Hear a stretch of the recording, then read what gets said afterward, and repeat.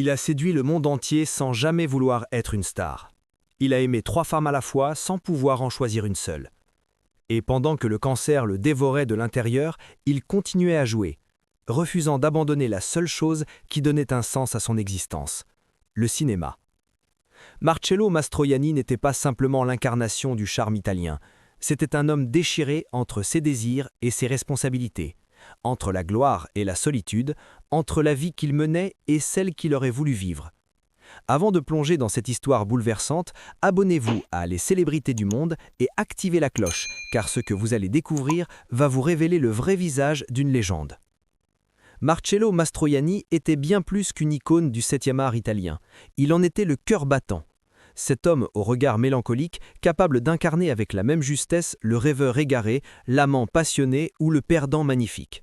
Il nous a offert des performances inoubliables dans La Dolce Vita et Une journée particulière. Mais derrière ce charme apparemment naturel se cachait une existence tissée de contradictions. Né dans la misère, déraciné par la guerre, écartelé émotionnellement entre les femmes qui l'ont aimé, Marcello a passé sa vie à naviguer entre les personnages qu'il jouait et l'homme qu'il était réellement. Il a refusé de divorcer tout en bâtissant des familles parallèles. Il aspirait à la tranquillité mais ne parvenait jamais à s'arrêter. Dans ces dernières années, luttant contre un cancer implacable, il a regardé en arrière non avec amertume mais avec une douce nostalgie. La sienne fut une existence remplie de lumière et d'obscurité. Et aujourd'hui, nous allons raconter toute l'histoire. L'enfance de Marcello Mastroianni ne ressemblait en rien au prélude d'une carrière légendaire. C'était plutôt le combat silencieux d'un garçon qui a grandi dans l'ombre de la guerre, de la pauvreté et de l'exil. Des années marquées par la survie plutôt que par les applaudissements. Il voit le jour en 1924 à Fontana Liri, un humble village niché au cœur des Apennins, dans le centre de l'Italie. Les archives officielles indiquent le 28 septembre comme date de naissance, bien que certains documents évoquent le 26, peut-être un premier signe que la vie à venir échapperait aux définitions rigides. Son nom complet était Marcello Vincenzo Domenico Mastroianni, un nom imposant pour un enfant né dans une famille d'artisans modestes. Son père, Ottorino, travaillait comme technicien dans une usine de poudre militaire locale. Sa mère, Ida Irol, avait autrefois occupé un poste à la Banque d'Italie. Ce n'étaient pas des gens d'influence, mais des travailleurs acharnés, descendants de menuisiers, de sculpteurs et d'ouvriers modestes originaires de la région d'Arpino. Lorsque Marcello n'avait que 2 ans, la fragile stabilité familiale vola en éclats. En 1926, le patriarche du clan, son grand-père Vincenzo, fut muté par le ministère de la guerre de Fontana Liri vers l'arsenal de Turin. Un à un, les membres de la famille le suivirent vers le nord.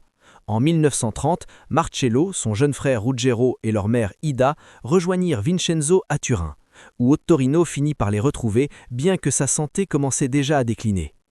Turin ne leur offrit aucun accueil chaleureux. Les Mastroianni se retrouvèrent dans une ville en pleine dépression économique où le travail se faisait rare et les conditions de vie étaient dures. La maladie d'Ottorino rendait la survie familiale précaire. L'enfance de Marcello fut marquée par le sacrifice et l'insécurité. Les rêves, s'ils existaient, étaient des murmures chuchotés dans des oreillers glacés la nuit. À mesure que la Grande Dépression étendait son emprise, le poids des responsabilités familiales s'alourdissait. En 1933, à la recherche de perspectives meilleures, la famille déménagea de nouveau, cette fois à Rome, dans le quartier du Tuscolano. C'était un quartier ouvrier où les aspirations se heurtaient souvent à la réalité du loyer à payer. Ottorino ouvrit un petit atelier de menuiserie avec le grand-père Vincenzo, tentant de retrouver la dignité du travail manuel qualifié. Le jeune Marcello, lui, acheva ses études primaires avant de s'inscrire dans une école professionnelle. C'est là, sans le savoir, que sa vie effleura l'industrie qui la définira un jour. Le bâtiment partageait une aile avec le Centro Sperimentale di Cinema d'Italia, la prestigieuse école de cinéma italienne. Mais le cinéma n'était pas son objectif. La survie l'était. Marcello se forma comme dessinateur en bâtiment, obtenant en 1943 un diplôme de technicien géomètre extérieur. Il accepta tous les emplois possibles. D'abord dessinateur pour la municipalité de Rome, puis à Florence où il fut engagé comme cartographe. Mais même ce travail modeste fut interrompu par la guerre. L'effondrement politique et militaire de l'Italie en septembre 1943 anéantit le peu de stabilité que Marcello avait construite. L'Institut géographique fut absorbé par l'organisation Todd, un groupe paramilitaire d'ingénierie contrôlé par les nazis. Marcello, à seulement 19 ans, fut déplacé près de la frontière autrichienne et confronté à la menace bien réelle d'une déportation vers le travail forcé en Allemagne. Il s'enfuit avec de faux papiers et l'aide d'un ami peintre. Il gagne à Venise, troquant l'architecture pour l'art dans le sens le plus littéral.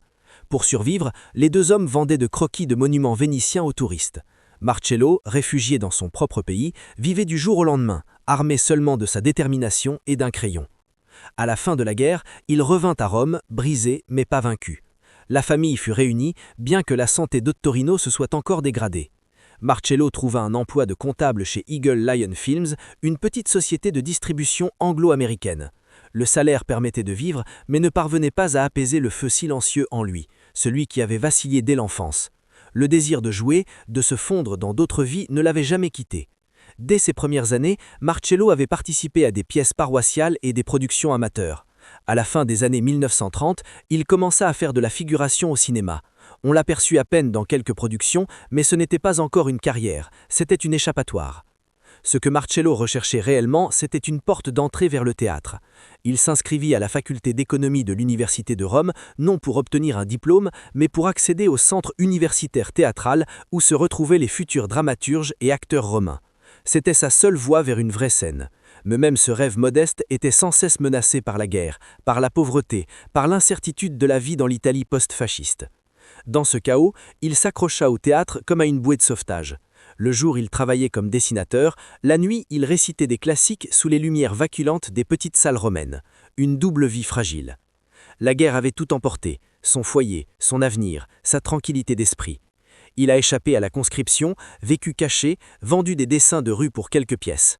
Le traumatisme de l'Italie en guerre laissa son empreinte non seulement dans son destin, mais également dans la douce tristesse qui teintait même ses rôles les plus charismatiques.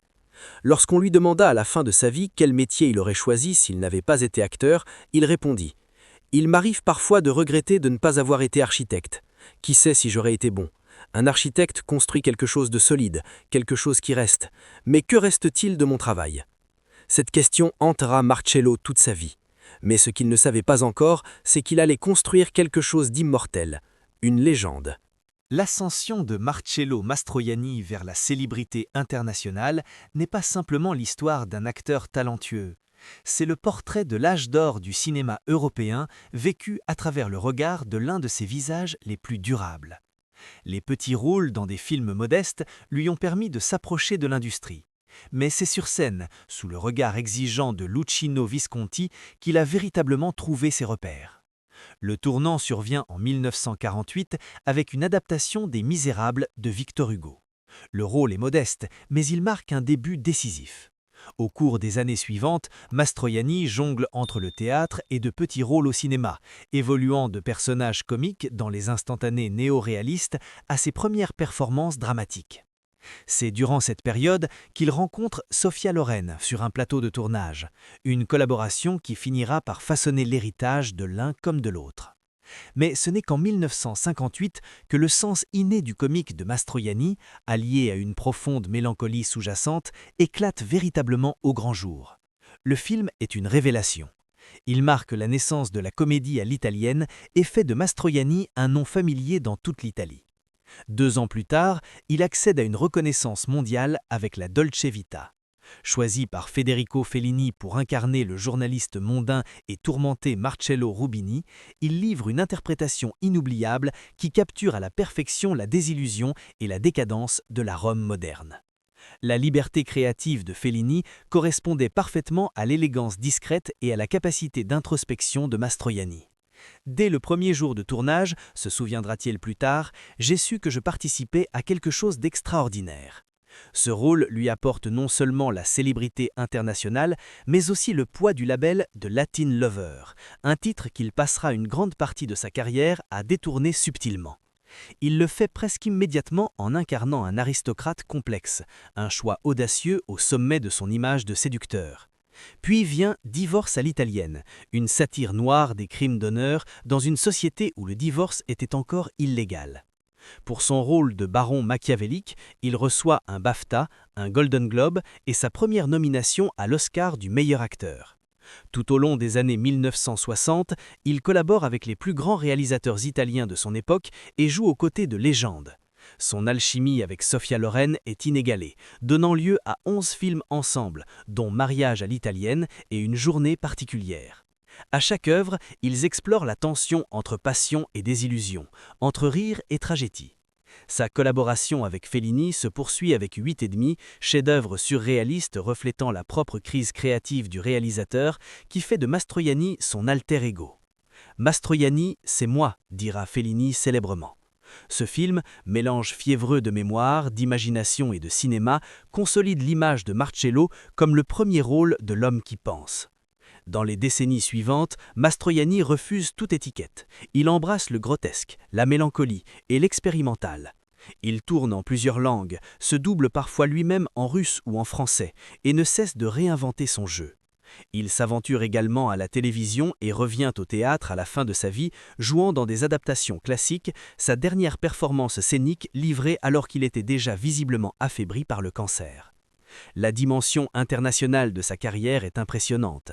Il travaille avec Roman Polanski, Louis Malle, Nikita Mikhalkov et partage même l'écran avec sa fille Chiara dans un film qui lui vaut des reconnaissances prestigieuses.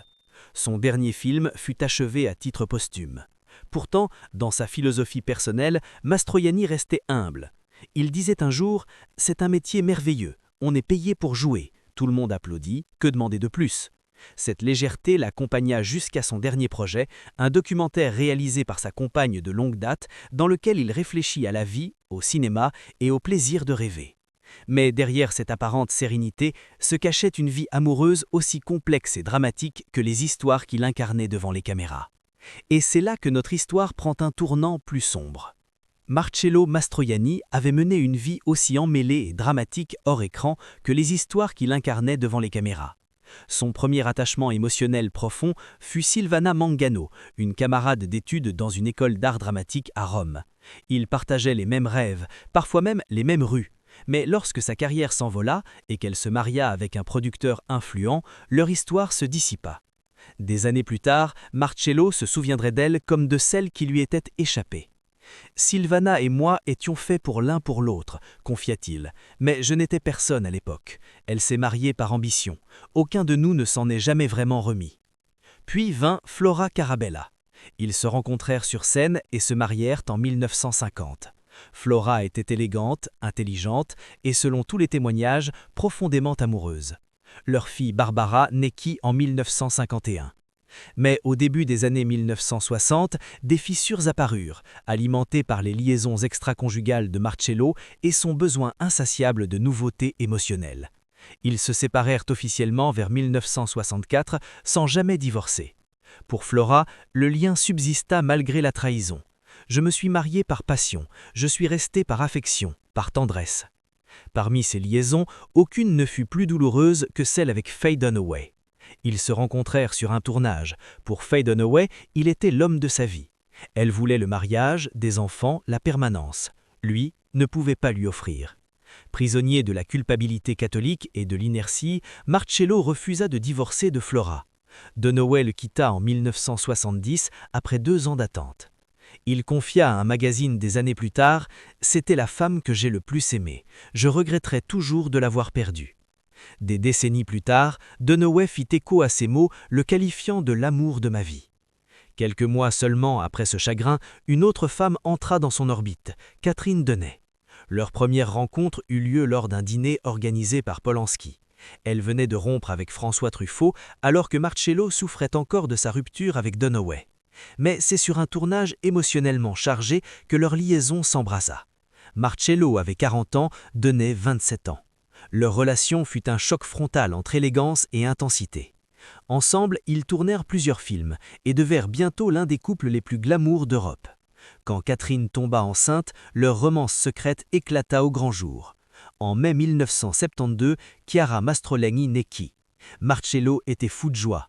« J'ai une fille !» criait-il, offrant du champagne à des inconnus dans les rues. Bien qu'il ait déjà Barbara, Chiara fut son miracle. Pourtant, il refusa toujours de divorcer de Flora. L'inertie qui avait détruit sa relation avec Dunaway vint tenter encore son histoire avec Deney.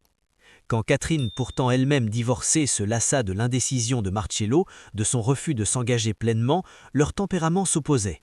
Sa discipline face à son indécision chronique. En 1975, ils se séparèrent. Le choix fut le sien. Mais Catherine ne quitta jamais vraiment sa vie. Elle resta son amie proche et se tint à ses côtés à sa mort.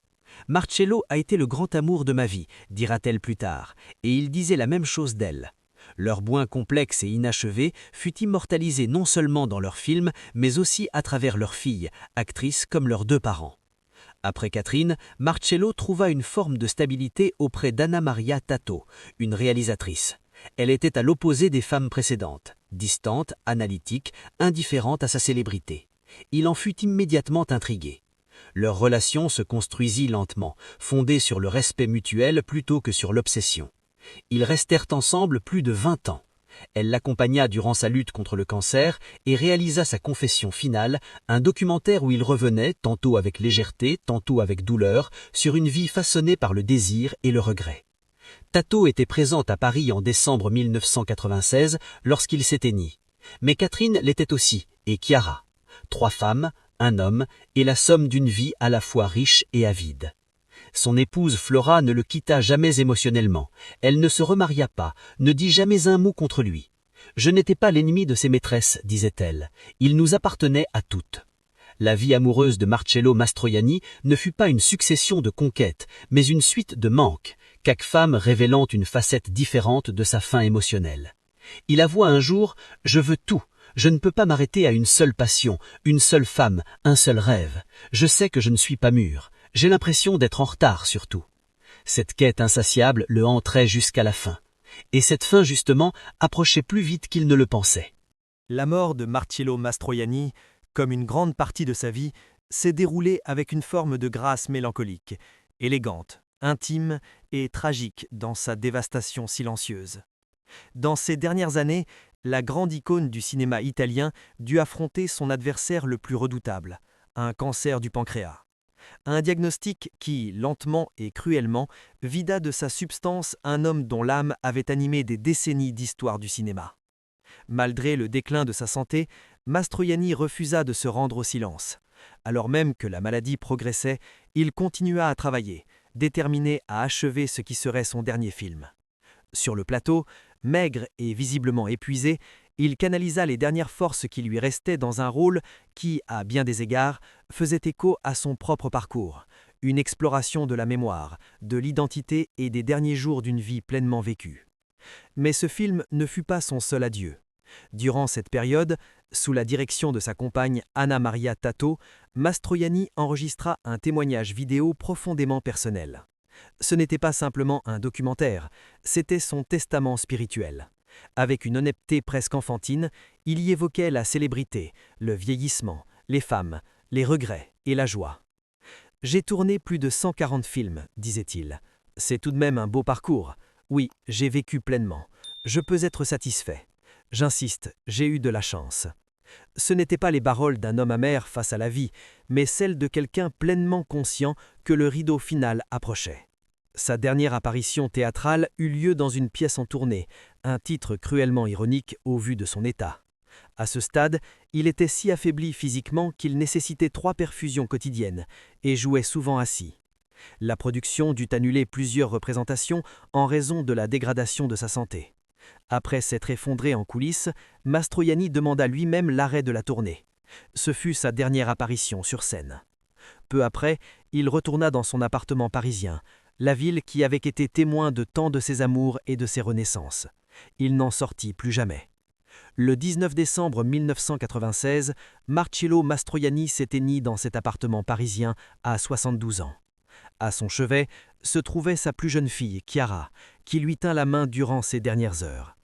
Catherine Deneuve, son ancienne compagne et la mère de Chiara, était également présente. Malgré les années qui les avaient séparés, elle était restée proche de lui et veilla jusqu'au bout. En ces derniers instants, il n'y eut ni projecteur ni applaudissements, seulement la présence silencieuse de ceux qu'il avait le plus aimés. Les funérailles eurent lieu dans la célèbre église Saint-Sulpice à Paris, lors d'une cérémonie marquée non par de grands discours, mais par un recueillement sincère. Le lendemain, son corps fut rapatrié à Rome. Sur la colline du Capitole, l'Italie lui rendit hommage, une exposition publique suivie d'une cérémonie laïque. Artistes, responsables politiques, cinéastes et admirateurs se rassemblèrent non pour pleurer une star, mais pour dire adieu à un homme qui avait donné un visage à leurs joies, à leurs doutes et à leurs rêves. Il fut inhumé au cimetière du Verano, à Rome, dans le caveau familial. Aucun monument ostentatoire ne fut érigé. Ce n'était pas son style.